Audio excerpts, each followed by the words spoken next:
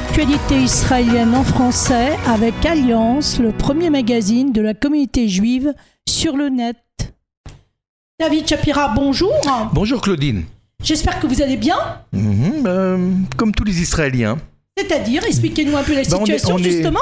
On est très dubitatif et je pense que la grande majorité des Israéliens se demandent où est-ce qu'on va, quand est-ce que ça va finir, parce que c'est une situation quand même qui commence à laminer un peu le pays. On le voit économiquement, le ministre des Finances, Bezalel Smotrich, a été obligé, si vous voulez, de prendre sur des réserves du budget, hein, avec 3 milliards, je crois, 400 millions de shekels de dépenses prévues en plus, donc ça, c'était pas dans le budget. Et puis, dans le Nord, eh bien, tout s'effondre, hein, le commerce est effondré, le tourisme aussi. On est à quelques jours de l'ouverture de l'année scolaire et beaucoup d'élèves dans le Nord, beaucoup de parents sont très inquiets sur cette année scolaire qui devait s'ouvrir, mais qui ne semble pas s'ouvrir comme il faudrait le 1er septembre. D'ailleurs, il y a aussi l'organisation des profs qui font grève parce qu'il y a aussi des problèmes de salaire. Vous savez qu'on manque de professeurs, donc le ministère de l'Éducation essaye de recruter des personnes qui ne sont pas qualifiées pour combler au manque de professeurs. Et donc, ça énerve énormément ceux qui sont diplômés, ceux qui sont employés du ministère de l'Éducation, qu'on offre les mêmes avantages, si vous voulez, les mêmes conditions à quelqu'un qui n'a jamais reçu d'enseignement ou de diplôme pour enseigner, et eux qui ont trimé pour justement arriver à leur place. Donc, dans ce contexte-là, on est très inquiet parce que la guerre a commencé, on l'amène, je dirais, très convenablement et avec beaucoup de réussite. Justement, parlez-nous un peu des événements de la guerre, parce que personnellement, avec tout ce que l'on lit dans les médias israéliens, on a plutôt l'impression de piétiner. Une fois c'est Gaza, hier il y a eu un missile à Rishon, ensuite c'est le Nord qui reçoit énormément d'attaques de Hezbollah. On en est où réellement ? Alors, en ce qui concerne Gaza, la guerre continue, c'est-à-dire qu'on tue tous les jours des dizaines de terroristes. Ça, on n'en parle pas beaucoup, et malheureusement, on le comprend quand on entend qu'il a été autorisé à la publication des soldats. Vous savez qu'on a eu 7 soldats qui ont été tués ces 3 derniers jours. Donc ce qu'il ne faudrait pas, c'est qu'on arrive à une situation de libanisation de la bande de Gaza. C'est-à-dire une situation où on soit tout le temps obligé d'intervenir constamment, avec tout le temps des pertes de soldats, et sans qu'il y ait en fin de compte, c'est-à-dire au bout du tunnel, puisqu'on parle du tunnel du Hamas, une ouverture, c'est-à-dire une solution qui permettrait à Israël d'intervenir s'il le faut de temps en temps, mais pas quotidiennement, et pas s'embourber dans un Vietnam dont on ne saurait que faire aux frontières d'Israël. Qu'est-ce qui est prévu ? C'est une solution qui doit être politique. On le dit depuis le début de cette opération, de cette guerre. Nommer une autorité responsable et d'assurer là-bas le calme, l'économie, l'approvisionnement de l'aide humanitaire.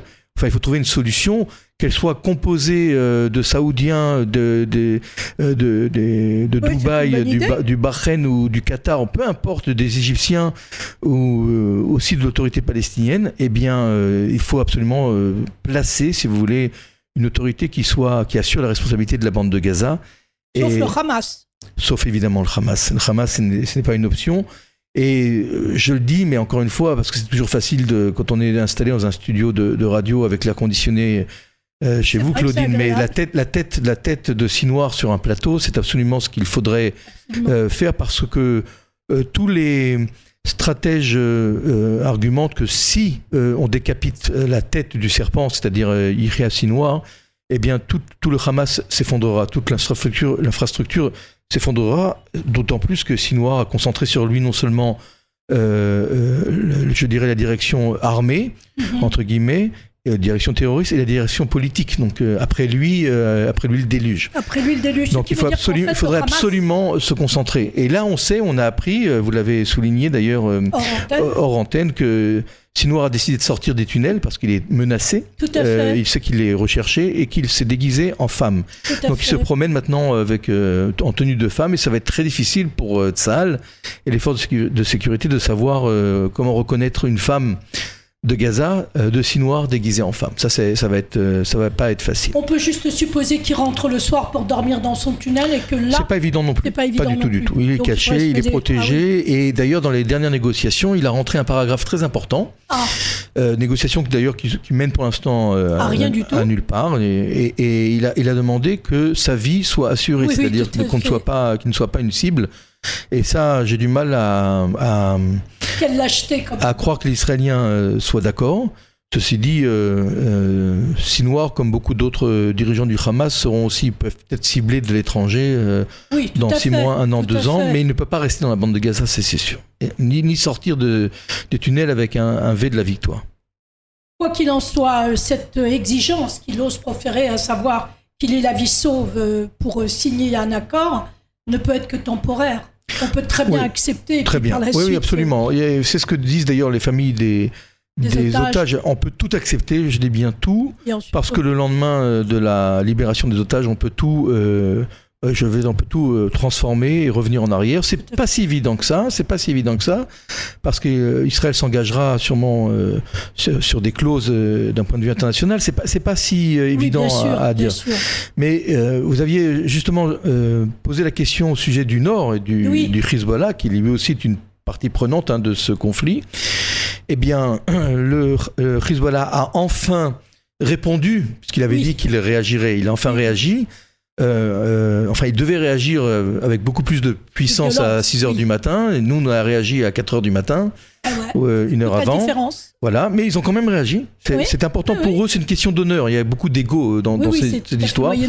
Donc, ils voulaient atteindre une cible militaire très importante qui est la base de Glilot où se trouve le Mossad et cette fameuse unité 8200 qui écoute cette unité qui est informatique et cybernétique, qui écoute un peu tout ce qui se passe autour de nous.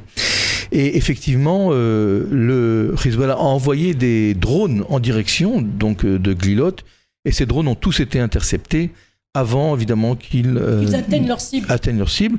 Ceci dit, le Hezbollah a quand même réussi à faire passer, je dirais, entre les mailles du filet, avant que nous bombardions pas mal de cibles de lancement des roquettes. Ils ont quand même réussi à envoyer 300 roquettes en Galilée. Oui, exact. Et dont l'une indirectement a fait un mort parmi un soldat de la marine, car un missile du dôme de fer a été tiré en direction d'un drone, et il a confondu drone et le bateau. Et donc le bateau, qui est un bateau militaire, a été la cible du dôme de fer, et il y a un soldat qui a été tué. Un soldat d'ailleurs de la région de Kochav HaShachar, de Binyamin, si je ne me trompe pas. Et c'est douloureux parce que c'est à chaque fois, comme on le sait, des soldats qu'on perd de façon terrible. On en a 700 soldats. 702, je crois qu'on a même dépassé les 700 depuis qu'on a publié ce chiffre. Donc alors qu'est-ce qu'on peut attendre alors ce qui est quand même très important de souligner dans l'attaque du Hezbollah, et ça on ne le souligne pas assez, le Hezbollah a des missiles, pas des roquettes, des missiles qui sont extrêmement précis, et il semblerait que ils auraient pu s'en servir pour bombarder la base de Glilot, mais il y a des tensions au sein de la direction du Hezbollah. Vous savez, depuis qu'on a liquidé ce Choukar, là, qui est le chef d'état-major du Hezbollah, au 7e étage de son appartement dans la Dahria à Beyrouth, eh bien, il semblerait que Nasrallah a du mal à... il a nommé quelqu'un officiellement, mais plutôt à stabiliser la direction militaire de son mouvement terroriste. Pourquoi souffrir ? Parce qu'il y a des tensions entre plusieurs chefs qui se tirent dans les pattes. Et donc, il n'a pas voulu, d'abord pour dévoiler son arsenal, et puis il n'arrive pas, si vous voulez, à avoir cette connexion, ce lien privilégié qu'il avait avec ce fameux Choukar. Et donc, on a tué quand même un personnage important qui était recherché depuis le 83, depuis les attentats contre les soldats français, soldats américains. Sa tête était mise à prix à 5 millions de dollars par les Américains. Et donc, on n'a pas complètement désorganisé le Hezbollah. Mais si vous voulez, c'est pas une personnalité facilement remplaçable. Et pour l'instant, je vous dis, il y a des mauvaises ondes qui passent entre Nasrallah et et ceux qui doivent être à son service. Et c'est peut-être une des raisons qui a fait que Nasrallah a décidé de ne pas utiliser ces missiles-là, d'autant plus qu'il l'avait dit au départ, cette attaque n'est pas censée déclencher une guerre régionale. Je ne vois pas trop la différence, je pense qu'on joue sur les mots parce que... Non, la guerre régionale, c'est une vraie guerre avec des bombardements incessants, et nous le sentirions, nous, ici, à côté de Tel Aviv. Une guerre régionale, ça veut dire plusieurs missiles qui tombent plusieurs fois dans la journée et des bombardements, etc. Et l'Iran, etc. Et je pense que ni l'Iran ni le Hezbollah, qui étaient soucieux de réagir et de répondre aux différentes éliminations qui ont lieu chacun chez eux, eh bien, je pense que c'était surtout une question d'honneur et le Hezbollah, il l'a dit d'ailleurs, on s'en tient à ce qu'on a fait et point à la ligne. Donc c'est pour ça que le commandement civil a dit aux Israéliens, vous pouvez revenir à l'état normal, donc il n'y a plus à s'inquiéter. Le Hezbollah a lavé son honneur, entre guillemets. Alors justement, vous parliez d'honneur, mais il a été totalement moqué. Des parodies apparaissent partout concernant son attaque, entre guillemets. Il aurait pu s'effrayer les poulets que les Israéliens. Tout le monde s'en moque. Franchement, pensez-vous qu'il va en rester là ? Pour l'instant, il va continuer à bombarder le nord comme il le bombarde depuis le 8 octobre, absolument. Oui, et nous devons, Israël, maintenant trouver la solution qui nous permette de reprendre possession de la souveraineté du nord d'Israël qu'on a perdue, parce que plus personne n'y va. Ceux qui restent là-bas, c'est ceux qui sont obligés de rentrer parce que leurs hôtels ne sont plus payés par l'État. Et les villages de la frontière sont désertés et beaucoup de maisons ont été détruites. Donc, ramener une vie normale, une vie souveraine israélienne dans le nord, c'est une prochaine mission que le gouvernement doit faire et qu'il ne fait pas. Je vous rappelle que la majorité des chefs de conseils régionaux du Nord ont décidé hier de couper tout contact avec les autorités gouvernementales. Ils ne veulent plus avoir des contacts avec eux puisqu'ils ont affirmé que tout compte fait, le Nord ne faisait pas partie d'Israël puisque en fait, l'opération contre le Hezbollah a été pour assurer la paix, la tranquillité dans la région de Tel Aviv et autour.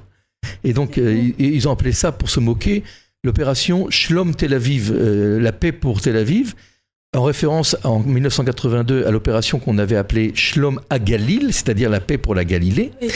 Quand Begin avait décidé d'attaquer le Liban parce que la Galilée était bombardée par les roquettes de l'OLP, du Fatah à cette époque. Et là, si vous voulez, pour se moquer un petit peu du gouvernement, eh bien, ils ont appelé ça paix pour Tel Aviv. Ça veut dire qu'ils disent, et ils ont tout à fait raison de dire, que en ce qui concerne le gouvernement israélien, la périphérie n'a aucune importance pour eux, que ce soit les kibboutz du sud de la bande de Gaza, de la bordure de Gaza, et toute la Galilée qui est aux mains des roquettes du Hezbollah. Pourquoi ce détachement ? Israël est suffisamment petit pour ne pas avoir à céder une telle superficie. Est-ce que vous savez pourquoi les gouvernements successifs ont laissé tomber la mer morte qui est en train de mourir ? C'est le cas de le dire. Vous savez qu'on a une mer morte qui recule d'1,5 mètre par an depuis 50 ans. Il y a des crevasses partout. Pourquoi ? Et pourquoi on n'a pas fait de projet pour la mer morte ? Vous savez pourquoi ? Il y en avait, je connaissais ces projets. Il y en avait sur le papier, oui. Oui, sur le papier. Sur le papier, moi aussi, je peux vous écrire un projet si vous voulez. Dans 2 heures, vous l'avez, avec les coups. Alors pourquoi peut-être ? Parce qu'il n'y a pas d'électeurs à la mer morte. Parce qu'il n'y a pas d'électeurs. Et alors pourquoi il n'y a pas d'électeurs dans le Nord ? 60 000 personnes, c'est rien. C'est rien par rapport à Holon, c'est rien par rapport à Ramat Gan, c'est rien par rapport à vider son pays de sa population servirait plus à rien. Vous savez que 60 000, c'est même pas un mandat. Hein. C'est un mandat de... C'est un mandat sur 120. Vous n'avez pas pensé à ça, Claudie ? Non, franchement, voilà, réfléchissez. Non. D'accord. C'est sympa notre pays quand même. Oh, franchement. Voilà. Sinon, vous avez d'autres bonnes nouvelles à nous annoncer, mon cher David, ou on conclut écoutez, j'espère que la météo qui nous vient directement de la Perse, hein, vous savez qu'on est sous influence perse pour la météo, ce qui fait qu'il ne pleut pas pendant 4-5 mois avec une chaleur torride. Eh bien, j'espère que l'influence de la météo perse passera bientôt et qu'on pourra retrouver des températures normales. Écoutez, merci beaucoup, cher David, et j'espère qu'on vous retrouvera très prochainement. Je pense qu'on nous fera une émission sur votre livre très prochainement. Très prochainement sur le livre. Merci à bientôt. Beaucoup. Au revoir. Merci d'avoir suivi avec nous ce nouveau podcast d'Alliance, le premier magazine de la communauté juive sur Internet. À la semaine prochaine.